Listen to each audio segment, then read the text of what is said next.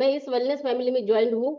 आपको मेरा परिचय देने की कोई वजह नहीं, क्योंकि आप सब मुझे जानते हैं। ऐसा कोई नया भी अगर है तो उनको मालूम है कि ये देवकी मैडम ने जो 7 सालों से 8वां साल शुरू हो गया है, तब से पूरा न्यूट्रिशन खा रही हूँ। मेरा पहले 3 महीनों में 12 केजी फैट लॉस हुआ था, और सबसे बढ़िया बात ये तो है, वेट लॉस कम होने की खुशी इतनी नहीं थी जितनी खुशी मुझे मेरी प्रॉब्लम्स दूर होने की हुई थी, जो कि जॉइंट पेन जो है, कमर में गैप, स्पॉन्डिलाइटिस, घुटनों में गैप, वो जो पैरों में एंकल वहां पे गैप, मतलब इतनी जगह जहां पे जॉइंट है वहां पे पूरे मसल्स।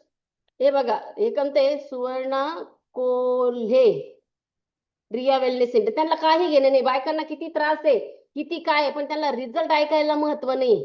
अगदी मी या वेलनेस फॅमिलीमध्ये जॉईन झाले माझ्या मसल्समुळे, सॉरी, माझ्या हाडांचा प्रॉब्लेम घेऊन, आणि आज प्रत्येक महिलामध्ये तो त्रास आहे, पण ऐकायला कोणी सिरियस नाहीये. ऐकायला कोणी सिरियस नाही, म्हणून मला वाटत नाही की हा हाडांचा त्रास, हा हाडांचा प्रॉब्लेम प्रत्येक महिलेमध्ये आहे. जवळपास कुणाचं प्रत्येक महिलेचं कंबर 101% दुखतच. गुडघ्यांचा प्रॉब्लेम खूप लेडीजला आहे. तरी सुद्धा जर तुम्हाला वाटत असेल की मला ह्या रिझल्ट ऐकण्यात काही रस नाही किंवा इंटरेस्ट नाही, तर तुम्ही लिहून जा. फोटो तरी कशाला काढता ऑनलाईन, इथं समोर तुम्ही आहात तर.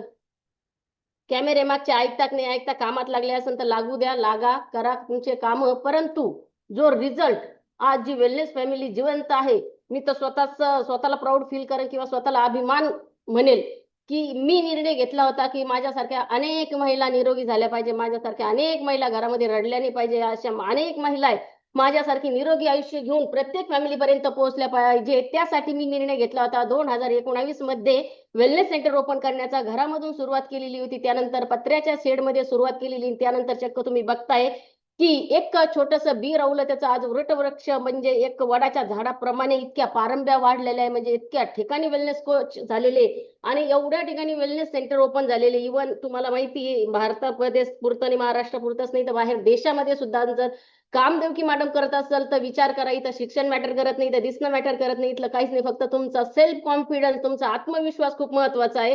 आणि तुम्हाला वाटलं पाहिजे, येस मला बरं व्हायचंय, मला यातून बाहेर निघायचंय, माझे मुलं मला दिसायचे छोटे छोटे, ज्यांना मी कड्यावर सुद्धा घेऊ शकत नव्हते. तुम्ही आज नेहमी सर्वजण बघता मी नातवासाठी तटस्थ उभे असते, कारण मला काही त्रास होत नाही, जे की माझ्या स्वतःच्या मुलांना मला कड्यावर घेता आले नाही. आणि ते आयुष्य मी आज जगते माझ्या नातवासोबत. मग विचार करा, तुम्हाला तुमची लाईफ तशीच बर्बाद करायची असेल, तुमचे रिझल्ट ऐकायचे नसेल, तुमच्या वेलनेस सेंटरमध्ये सर्वच जण येत असेल आणि ते सकस संतुलित आहार घेत नाही आणि फोटो काढण्यामध्येच तुम्ही धुंदन मस्त असाल, तर तुम्ही फार चुकीचं करताय.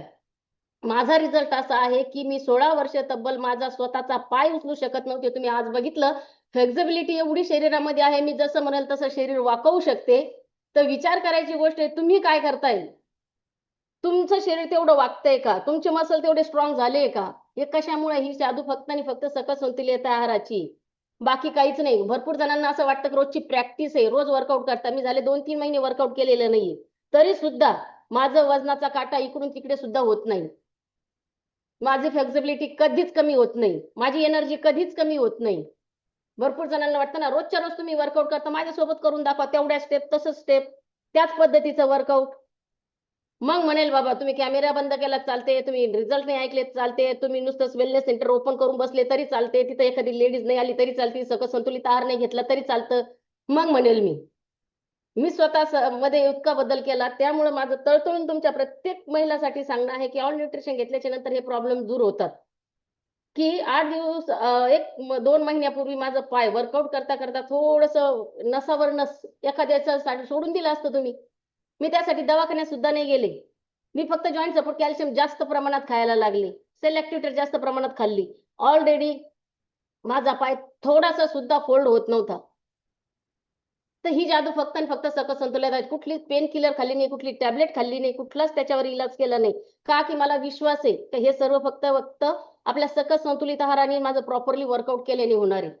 म्हणून आज तुम्ही बघू शकता की जे स्पीडमध्ये वर्कआउट तुम्ही सर्वच जण करता, पण ज्यावेळेस सायलेन्स वर्कआउट करण्याची वेळ येते, तुमचं आहे तसं शरीर वागतं का?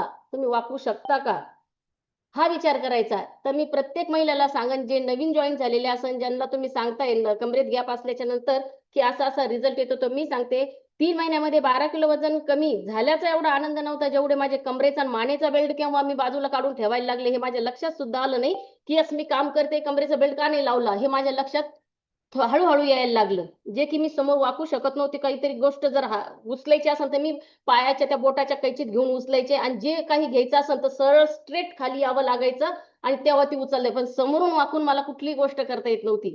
अगदी संतोष सर नेहमी सांगते, की पर्सनल आपण जर वॉशरूमला पण जायचं असेल, तर मला कंडिशन माझी काय हाल होत होते, हे मला माहिती. म्हणून प्रत्येक महिलापर्यंत फक्त एवढं सांगा, जॉइंट सपोर्ट, कॅल्शियम आणि पूर्ण सकस संतुलित आहार आपला शेकमेट सहित जर तुम्ही घेतलात, तर 101% रिझल्ट येत असतो. सेकंड फॉर्म्युलाला सुद्धा घाबरत जाऊ नका. भरपूर जण घेत नाही. किती दिवस घ्यायचे म्हणते. दवाखान्याच्या गोळ्यापेक्षा कदाचित आयुष्यभर मरेपर्यंत जरी तुम्ही ह्या टॅबलेट खाल्ल्यात, तर तुम्ही सुंदरच दिसणार आहात, एनर्जेटिक दिसणार आहात, तुमची स्किन ग्लो करणार आहे.